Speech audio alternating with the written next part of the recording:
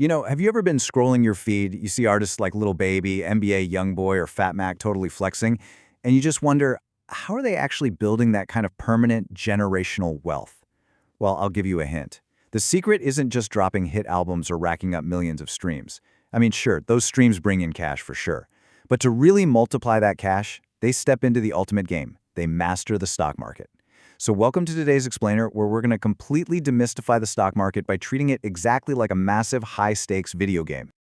Okay, let's dive into this. To understand how real wealth is built, we really have to change how we look at money. The secret is that the wealthy don't just buy products, right? They buy ownership. You might have heard people talk about the stock market on the news, making it sound like some incredibly confusing playground that's just for math geniuses in suits. But in reality, it's basically just a giant global item shop.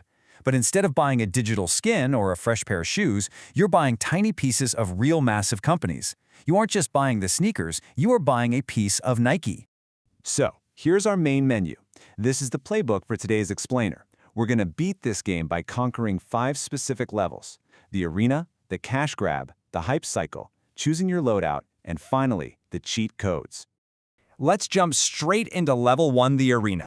Look, every game has a map, and in the wealth-building game, the stock market is our map. The ultimate goal here is to buy a stock, or a share. This is literally a certificate of ownership in a corporation. It means you aren't just a fan or a consumer anymore, you are legally a part owner. It's a total shift in mindset. When you buy even one single share of a company, you officially become a shareholder. You are on the team. So when that company makes a ton of money and levels up, your tiny slice becomes more valuable, and you level up right alongside them. Moving right along to level 2, the cash grab. To really understand this game, you kind of have to know why companies sell pieces of themselves in the first place. Like, how do they get the cash they need to expand without taking out massive, crushing bank loans? Well, imagine your absolute favorite shoe company wants to design a crazy, futuristic, self-lacing sneaker. But they need to build 100 new factories all over the world to pull it off. They need a massive amount of cash, way more than they have sitting in the bank. So the company decides to go public. They take their massive corporate pie and chop the ownership up into millions of tiny digital slices. Then they just put those slices up for sale to the public.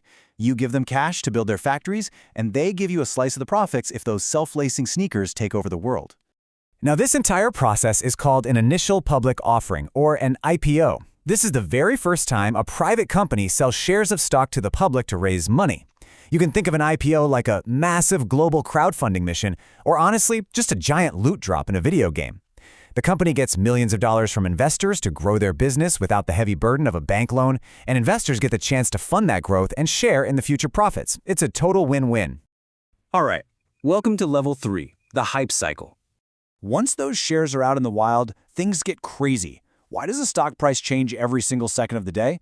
Well, it all comes down to hype, clout, and a very basic economic concept called supply and demand.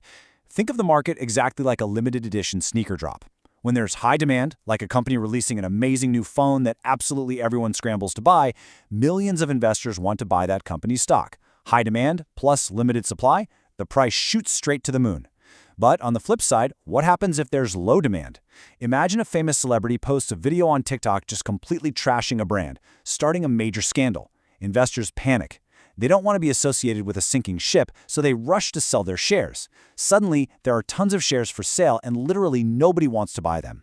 The demand is dead, so the price drops like a rock.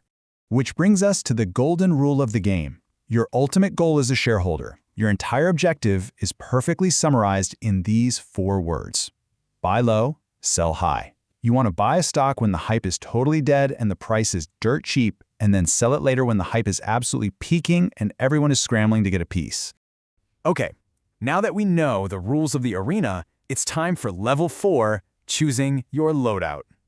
When you open an investment account, you don't just blindly throw your money around. You have to pick from an investment menu. Kind of like picking your weapons and gear for a big mission in GTA. You basically have 2 main playing styles. First up, you have individual stocks. Let's call this the solo daredevil. This is where you put your money into one specific company.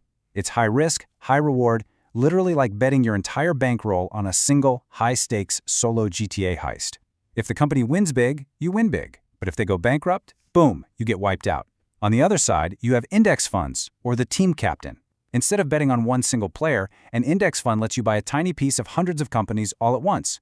It's like drafting an elite all-star NBA team instead of just relying on one star player who might roll an ankle in the first quarter. The most famous example of an index fund is the S&P 500. This buys you a tiny piece of the 500 biggest companies in America. Your money is completely spread out across tech, healthcare, sports, retail, the whole shebang. It gives you instant backup. If 5 companies have a terrible year, the other 495 companies are right there to carry the team to victory. A few bad games won't ruin your whole season. And there's one more really cool option on the menu: exchange-traded funds, or ETFs. Think of the ETF as the ultimate hybrid loadout. An ETF is exactly like an index fund. It's a big basket of many different stocks, but it comes with a superpower. You can buy and sell it actively throughout the entire trading day, just like an individual stock. It literally gives you the safety of a basket of goods, but with the lightning speed of a race car. All right, we've reached the final stage. Level 5, the cheat codes. Listen, if you want to survive the stock market and actually build that rap star level of wealth over your lifetime, there are 2 fundamental cheat codes you absolutely have to master before you play. The first is diversification. This just means spreading your investment money across a bunch of different companies or industries to reduce your risk. It's exactly what that index fund does. You don't bet your whole bankroll on one single player, you spread the risk across the entire roster. If the tech industry takes a massive hit, your investments in the clothing or food industries are there to keep your portfolio afloat. The second cheat code is understanding the relationship between risk and rate of return. This is the ironclad rule of the game, guys. The higher the risk of an investment, the higher the potential money you can earn. But, and this is a big but, it's also the highest chance of losing it all. Going for the absolute highest score, like dropping all your cash on one unproven individual stock, always comes with the highest chance of getting completely wiped out. You really have to decide what level of risk your loadout can handle. So there you have it. We've broken down the arena, those massive IPO cash grabs, the wild hype cycles driven by TikTok and sneaker drops, and exactly how to build your ultimate loadout. The rules of the game are completely in your hands now. The only question left to answer is this: are you going to keep sitting on the sidelines watching everyone else build their bankrolls? Or are you ready to pick up the controller and start playing the wealth game yourself? Thanks so much for hanging out with me for this explainer, and I'll catch you in the next one.